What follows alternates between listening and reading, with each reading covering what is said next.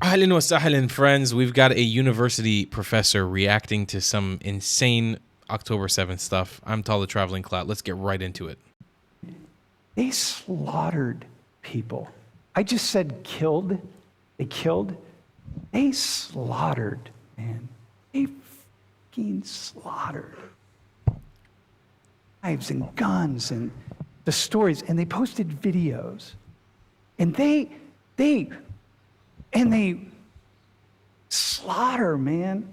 Like, I can't watch some of the video. I can't watch it. Just, they violently raped so many women. And then after they finished raping them, they killed them. And they killed them slowly, and they killed them fast. They burned people alive. They did things, they committed atrocities that are just like, you can't even imagine, okay? Now, a lot of people don't get a sense of this because they don't watch the video and they don't pay attention. So I know there will be some people in this room, or maybe people watching, are like, we don't really know that happened. No, listen. No, we do know that it happened. It's pretty clear that it happened. So it was 21 days before Israel invaded Gaza. Okay, 21 days. And then we started seeing this pro-Palestinian, anti-Israel movement happen around the world. And this is one at Penn State. Feminists against genocide, free Palestine. It's like, dude, what? Wait, what? Do you know how many Israeli women were violently raped by these Palestinian fighters? Like, what kind of feminist are you? Like, holy, what?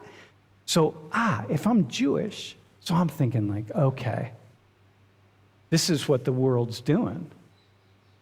I didn't see lots of people standing up for Jewish people. What I saw was this. On college campuses all across the U.S., I saw it in Paris. Right away in Paris, all the pro-Palestinian people were coming out into the streets. And I'm like, dude, there was a slaughter just happened. Can you just take 30 seconds to just light a candle for the Jewish victims? But they don't. So if I'm Jewish, I'm like, man, I'm feeling this. And so if I'm this guy, I'm feeling like, yo, so this is what the world thinks about us. This is it. And I think, well, yeah, actually. So, goes back 2,000 years. People hating Jews. Last week, I had a conversation with an Israeli soldier who was in Gaza 2 months ago. It's this guy in the world. Really nice guy. I really like this guy. And he was in Gaza because the other members of his unit were called to go into Gaza. They didn't have a choice. They're called. And he said, like, okay, I'm going to go in with you.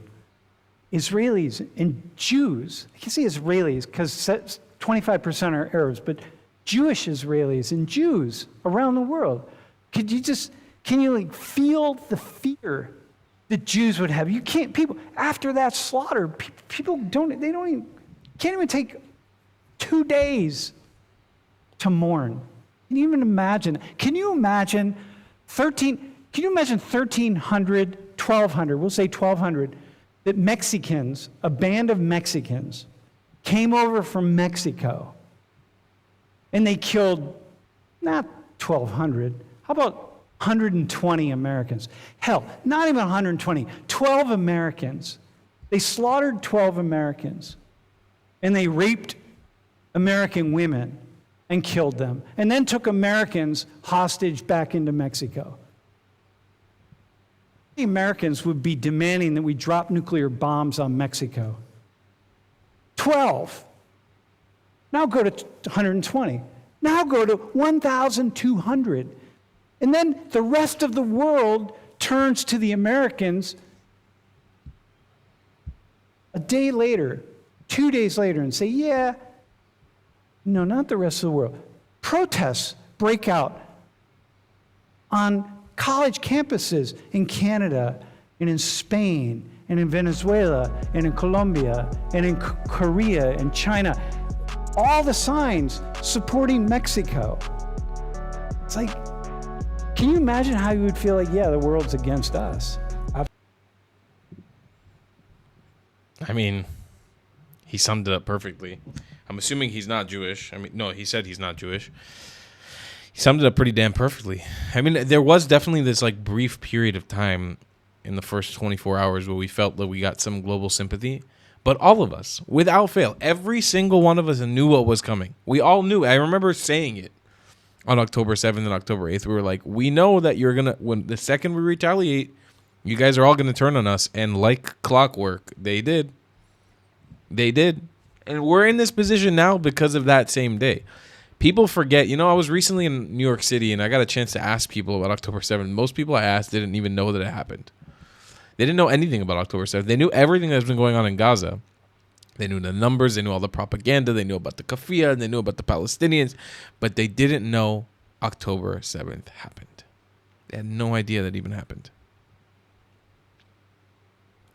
That's the reality of being a Jew these days. You got to defend yourself and stand up for yourself. And that's why this channel exists. If you want to support us, subscribe right now, and I'll see you guys in the next one. I love you long time. Goodbye, clats. If you believe in my content and want to support me, just know your help is needed. There's a bunch of great ways to support me, being PayPal, Buy Me a Coffee, or joining my Patreon community down below. Patreon is the best way to support my channel, and you'll get a bunch of cool perks depending on what tier you join. Another great way to support me is by buying my merchandise on thetravelingclat.com. I regularly drop new merch designs like this beautiful hat, or this amazing shirt, where you can support the channel and get something cool for yourself. I also have an amazing Discord community with people from all over the world. Thank you so much for your support.